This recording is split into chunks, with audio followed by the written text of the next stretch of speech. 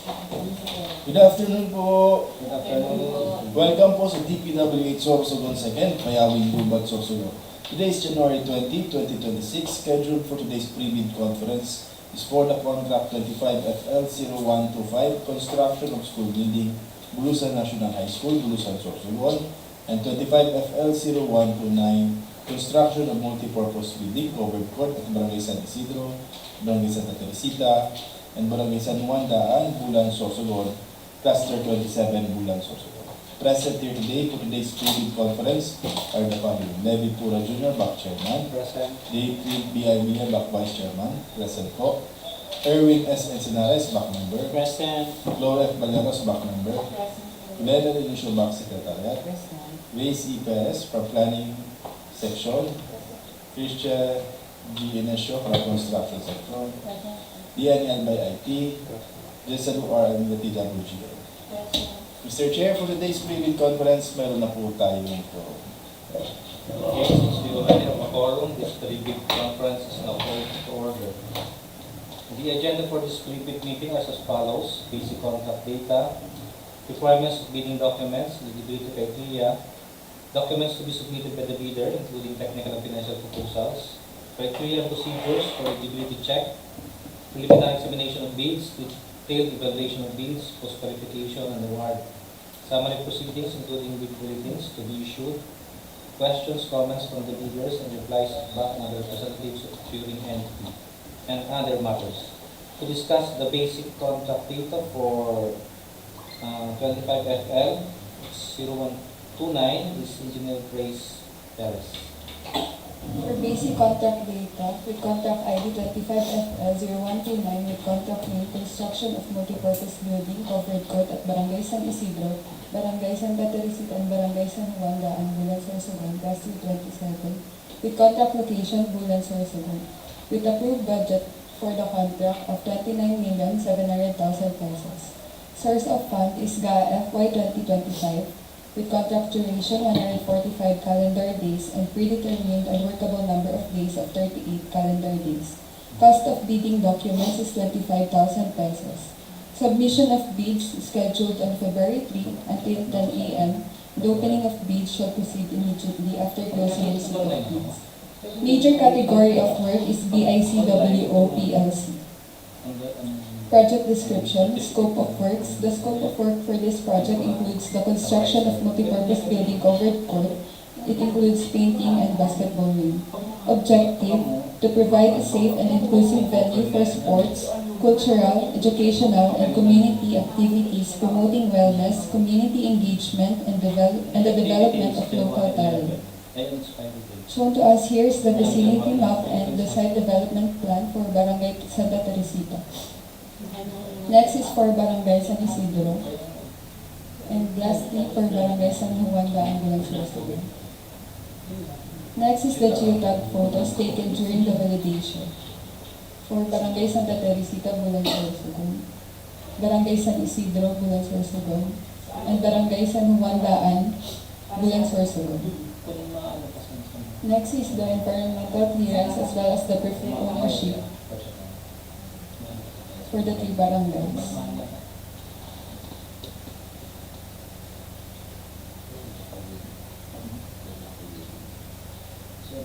Next is the detailed engineering design plan for Barangay Santa Terisita, Bulan, Sorsogon.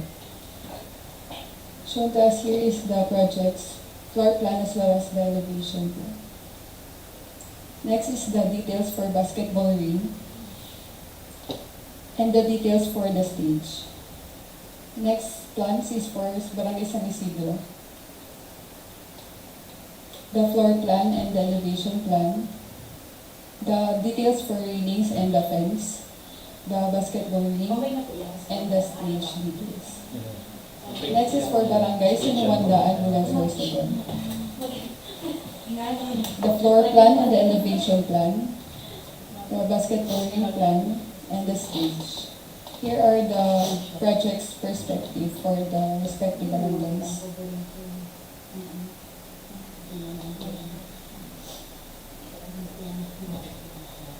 requirements of bidding documents, instruction to bidders, general conditions of contract, special conditions of contract, bid data sheet, specification, DPWH Blue Book, drawings, bill of quantities, and forms. Shown to us here is the bid data sheet of the project. Next is the special conditions of contract, the bill of quantities. These are all downloadable at the DPWH website and the project's website.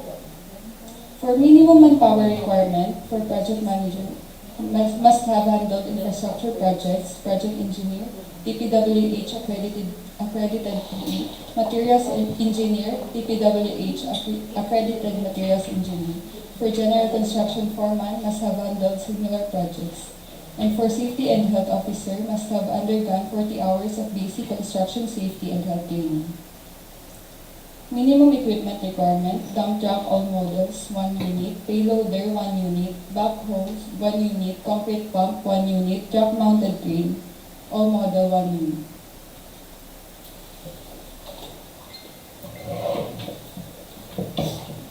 To discuss the basic contract data for contract ID 25FL0125 is Engineer Patricia Benicio.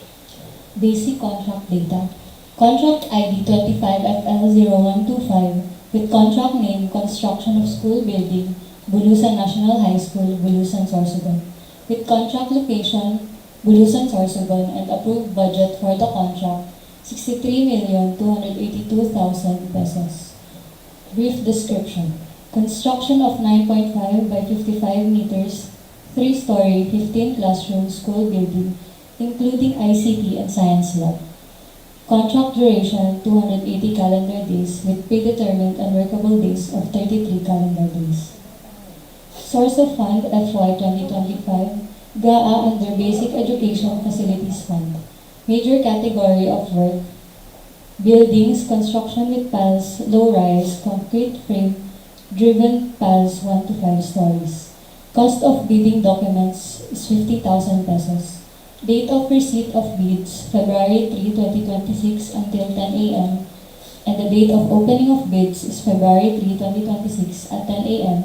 immediately after closing receipt of bids. Project description. For the scope of works, construction of 9.5 by 55 meters, 3-story, 15 classroom school building, including ICT and science lab, but mostly built with concrete and masonry with PWD ramp and with handrails, stair wall 5 meters width, micropiles with security grills for front jalousie windows, and steel casement window at rear portion, fire protection system and water pumping system with cistern, pole-mounted transformer, and construction of perimeter fence, including stone masonry at rear portion. Shown to us is the site development plan and the vicinity map of the project. The geotagged photos taken during validation, and the proof of ownership for the said project. This is the certificate of non-coverage and the geotechnical investigation. Shown to us is the perspective of the project and the detailed architectural and engineering design plan. This is the front elevation and the rear elevation, left and right side elevation, and the ground floor plan and the second floor plan. Third floor plan and the roof deck floor plan. Requirements of bidding documents, instruction to bidders, general conditions of contract, special conditions of contract, bid data sheet, specification, DPWH Blue Book, drawings, bill of quantities, and forms. This is the bid data sheet for the said project and the special conditions of contract. The bill of quantities. For the minimum work experience requirement for key personnel, project manager must have handled infrastructure projects. For the project engineer, must be DPWH accredited PE, materials engineer, DPWH accredited ME, general construction foreman must have handled similar projects, Safety and Health Officer must have undergone 40 hours basic construction safety and health training. The minimum major equipment requirement: dump truck 1 unit, payloader 1 unit, bulldozer 1 unit, motorized road grader 1 unit, backhoe 1 unit, vibratory roller 1 unit, water truck with pump all makes 1 unit, concrete pump 1 unit, truck mounted crane all model 1 unit.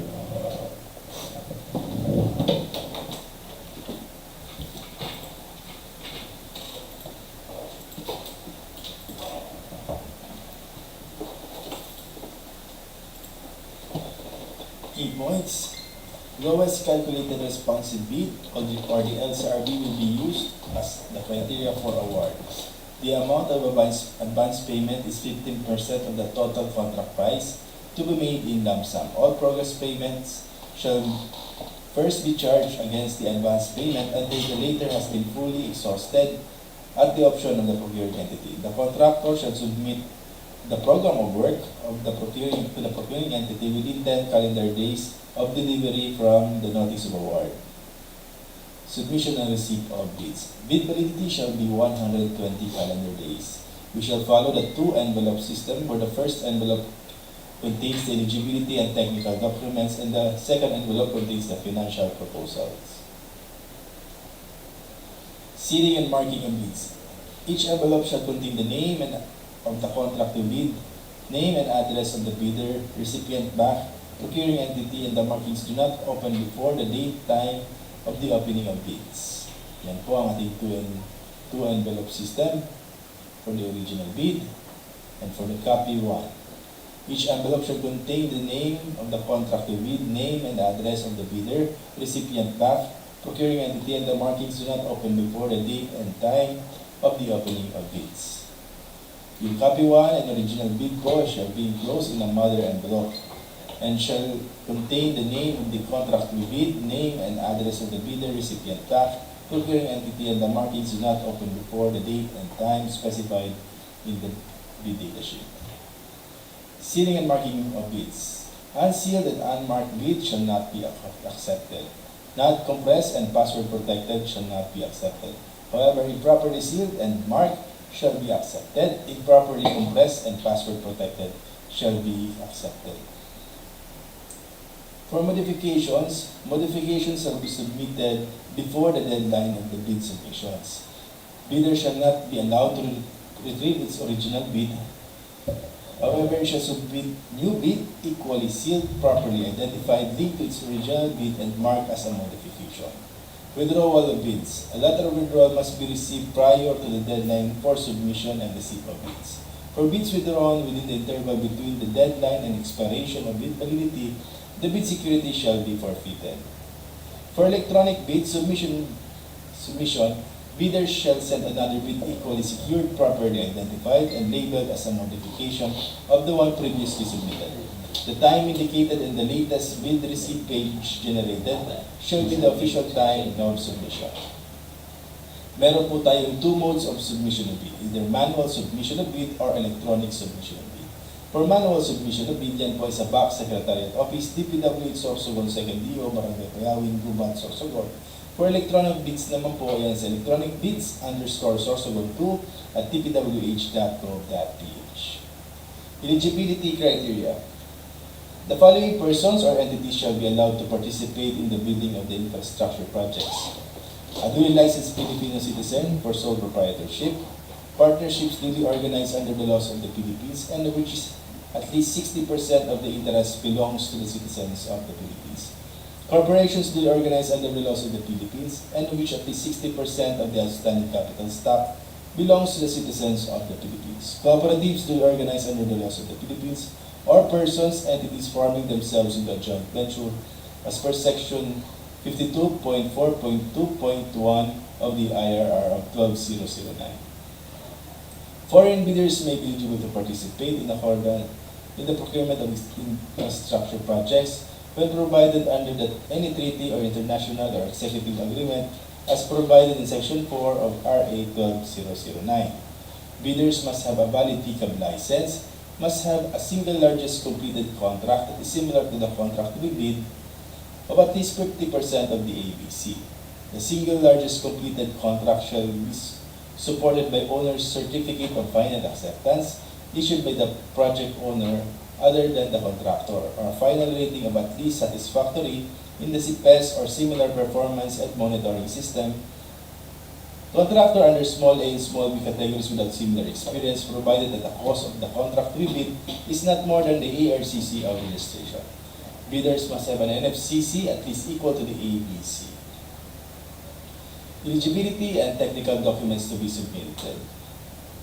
Contractors, applicants who wish to participate in this bidding must be in the document request list (DRL) of the PhilJEP's website and secure a print-out copy showing that they are included in the list and are encouraged to enroll in the DPWH Civil Works Application or CWA at the DPWH Procurement Service, 5th floor, DPWH Building, Bonifacio Drive, Port Area, Manila.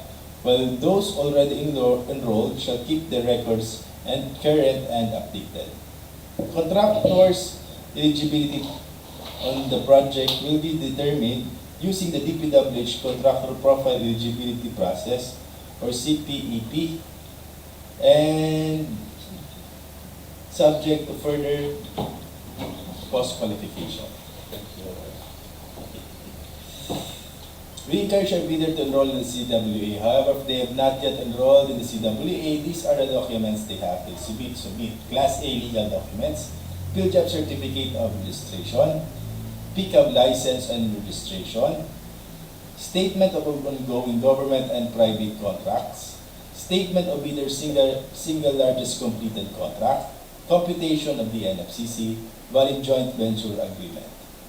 Bid security in the form of cash or manager's check, bank draft, bank guarantee, 2% of the ABC. Surety bond, callable upon demand, 5%. Or you can submit po yung bid securing declaration. Please be guided po ng RA 12009 sa form and substance ng ating bid securing declaration. Project requirements, organizational chart for the contract to be bid, list of contractors' key personnel, list of contractors' major equipment units owned or leased or under purchase agreement. Latest General Information Sheet, GIS, reflecting the beneficial ownership information duly received by the Securities and Exchange Commission for corporations. Sworn affidavit of eligibility and beneficial ownership following the template attached as Annex A for all bidders, including sole proprietorship. ISO Certificate 9001-2015 certification or at least version as applicable by Department Order Number 110 Series 2024. Omnibus Sworn Statement duly notarized. Please be guided po ulit ng ating RA 12009 sa form ng ating bid securing declaration. Yan po ang sample ng ating Omnibus Sworn Statement. Ay sworn affidavit of eligibility and beneficial ownership. Legal eligibility requirements. Submission of BIRC for renewal of tax clearance will not suffice in lieu of valid tax clearance. Submission of provisionary tax clearance issued by the BIR for bidding purposes is not acceptable form of tax clearance. Dapat po yung tax clearance po mismo talaga. Statement of the bidder of all ongoing government and private contracts, including contracts awarded but not yet started, if any, whether similar or not similar to in nature and complexity of the contract to be bid. Statement shall include all information required in the bidding documents. Statement of single largest completed contract. The bidder must have completed a single largest completed contract that is similar to the contract to the procurement project. The SLC's value adjusted to current prices using the PSA consumer price indices must have at least 50% of the ABC. Provided that any change to the 50% required may be allowed, subject to the recommendations of the procuring entity which shall be submitted to the GPPB for consideration. Provided that contractors under small a and small b categories without similar experience on the procurement project to be bid may be allowed to bid if the cost of such contract is not more than the ARCC of registration. Yan po ang sample nating bid security. Yan po ang bid securing declaration. Okay. Omnibus sworn statement, yan po dapat ang laman po ng ating omnibus sworn statement. Please refer na lang po sa RA 009. Yan po ang sample ng ating omnibus sworn statement. Financial proposal. Ang laman naman po ng ating financial proposal ay ang bid form, summary bid prices in the bill of quantities, detailed estimate including a summary sheet indicating the unit prices of materials, labor, and equipment, cash flow by quarter, month, and payment schedule, other documents required in the bidding documents. Yan po ang sample ng ating bid form. Please be guided po. May panibago po tayong format niyan. As per RA 009. For detailed evaluation of bid, ang purpose po niyan is determine the lowest calculated bid by establishing correct calculated prices of bids, ranking calculated total prices from lowest to highest. A method and non-discretionary criteria shall be used which shall include consideration of completeness of bids and minor arithmetical corrections. The results shall be contained in the abstract of bids. In case of discrepancies po between bid prices and figures versus bid price in words, bid price in words shall prevail. Total price per item versus the unit price for the item times the quantity. The unit price for the item times the quantity shall prevail. Stated total price versus the actual sum of prices of component items. The actual sum of prices of component items shall prevail. Unit cost in detailed estimate versus the unit cost in the bill of quantities. The unit cost in the bill of quantities shall prevail. Reminders po of no contact rule, prohibition on communication with bidder from bid evaluation until award of contract. For post-qualification, ang purpose po niyan is to determine whether the lowest calculated bid complies and is responsive to all the requirements and conditions as specified in the bidding documents to be declared as the lowest calculated and responsive bid. A method po, an non-discretionary pass or fail criterion shall be used to verify, validate, and ascertain all statements and documents submitted by the lowest calculated bid. Common reasons for bidders' disqualification. Late submission of bid without valid reason. Submission of patently insufficient bid. Submission of an expired field job certificate. Failure to include certificate of employment, contract agreement among permanent personnel and staff of the firm, and curriculum vitae. Failure to submit the required bid form. Minsan po, mali yung format. Submission of incomplete, insufficient, or defective documents due to the non-inclusion or omission or mandatory provisions and statements for the required bid forms. Submission of bid form, bid securing declaration, omnibus form statement, joint venture agreement without name, legal capacity, and signature of the bidder or its authorized representative. Nomination of key personnel of a profession different from what is required by the bidding documents. Failure to submit the required certification of key personnel as per Department Order No. 9, Series 2012. Failure to comply with the required minimum number of key personnel and equipment. Failure to submit proof of ownership, lease, or purchase agreement of pledged equipment. Insufficient NFCC, insufficient SLCC. Thank you. Any questions or clarifications? Wala na po. Since we have no more matters to discuss.